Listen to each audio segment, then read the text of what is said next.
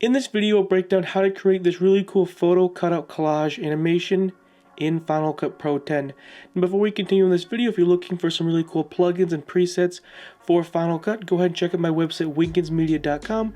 The link is down in the description below. But without further ado, let's go ahead and hop into Final Cut and show you how to create this really clean transition. So these are the two clips that we'll be using in this example. Now what you want to do is you want to either take screenshots from the music video, or you can just import photos you took on the actual music video set. So it's completely dependent on which one you want to do. Now in order to actually create like freeze frames of the actual like music video, what you can do is you can hover your playhead over the frame you want to use right here. And all you have to do is click on the video and make sure you're on the right frame and click on Option F. And basically what you did was you just created a freeze frame. So if we go ahead and play this video right here, we can play this video. As you can see, now you just see it just freezes. So now we have like a freeze frame. Now what you could do is you could like click on this clip and click on like Option G and create a compound clip. And as you can see right here, so if I go click on like, if I click on this freeze frame and I click Option G, we can go ahead and click on OK, and we can create like a freeze frame. So I go ahead and click on here, OK. And then if I scroll down, as you can see here is the compound clip right here. So see, this is what I did for all of these different photos. So we can go ahead and let's just delete this freeze frame. And that's basically how you want to do. So see, that's what I basically did. I did that 5 times and create a whole bunch of freeze frames. So once you have the freeze frames with still images you want to use, what you want to do is just place them on top of your clips. So we're going to go ahead and just select 3 for this example. Let's use this image right here. So go ahead and select on this image, place it on the timeline, and we want to use this image, and when we find another image and we want to use this image. So these are the 3 images we're going to use to create this really clean transition. So what we're going to do is we're going to select on this one right here, and we're going to click on Control D, and we're going to put this to 15 frames, and we'll click on this one, Control D, 15 frames, and we'll click on this one, Control D, 15 frames. So we'll just start off with 15 frames, and if we don't like the effect, we can go ahead and adjust the duration later. So what you want to do is you want to select on this clip right here, and what you want to do is head over here to the effects panel. Then you want to scroll down until you find masks and keying. So go to masks and keying and go to draw mask, or you can go ahead and search it up. Just search up draw mask. All I basically need is a draw mask effect. So place the draw mask on top onto the actual like video clip. This is basically just like the pen tool in Photoshop. Now what you can do is you can go ahead and head over here to the zoom in tool. So you say you want to zoom into like 150% and kind of use this little like red box to kind of go in the position we want. And we can go ahead and just basically, for the sake of this tutorial, I'm gonna do a very rough job. But all you're doing is you're trying to cut out the actual like actual object or subject or whatever thing you're trying to cut out. So see we can just kind of move around. Because we're zoomed in, we can get a better view of it. And again, it's gonna be a very rough mask. This is just for the sake of the tutorial. Now what you want to do is you want to go to the end, and once you're at the end, what you have to do is go over here to 50%, and now what you have to do is you do cut outside of the actual like photos. You see we have to cut around the outside to actually fully cut the subject, and you see this little like circle icon comes up, and then as you see, there we go. Now we connected the mask.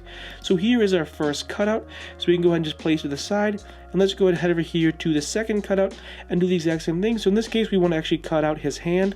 So do the exact same thing, apply the draw mask onto the actual cutout frame. Now we can head over here and zoom in to, let's say, like 150%. And then we can go ahead and just simply cut out the subject. Now you don't necessarily have to have a perfect cutout. If you like having a little bit of the border of the actual like object show, then that's a completely like, a personal preference. So if you like the mask to be kind of like rough and not perfect, to kind of create that kind of create that really cool like rough, almost like looks like you actually use like scissors and actually cut out the subject. So that's completely up to you. It's a personal preference. As you can see, this again is going to be a very time-consuming process, but it is definitely worth it in the end. So the more you take your time, the better it'll be. So now we get to the end, head over here to 50%, and now all you have to do is cut around the outside and then wait for this circle, and there we go. Here is the second mask. Now a couple of things you can do. You can select on this. We'll go back to fit. So you can select on this photo right here, and you can head over here to shape type. What I like to do is go to the shape type and change it to B-spline. What B-spline does is you can see it kind of smooths out the edge, and because our mask isn't perfect, you see there's a little bit of error, but I like changing it to B-spline. It really smooths out the edges. Now you can go through and we can adjust the feather, so we want to feather it in or feather it out. And you can adjust the fall up, but in my case, what I like to do is change it to B-spline. and then just simply adjust the feather. So there we go, there is the second one. Now let's head over here to the third one and just kind of like, it's a whole bunch of rinse and repeat. So go back over here to the effects panel, apply the draw mask onto the actual subject. Now we can zoom in. Let's say for this one we'll just zoom into like 100%. And now kind of the rinse and repeat process, and then cut out whatever you think looks really good. So do a really quick job, zoom out to let's say 50%. Then what you do is you want to cut around the outside of the actual photo and wait for this circle, and there you go. Now we can go over here and change like B-spline if we want, but I think that doesn't look good for this example, so we'll just undo it. But so it's kind of like the personal preference, which one you think looks best. And because the mask is not really well, I didn't take a lot of time doing the mask, the B-spline really isn't going to work, so you really want to go through and really take your time.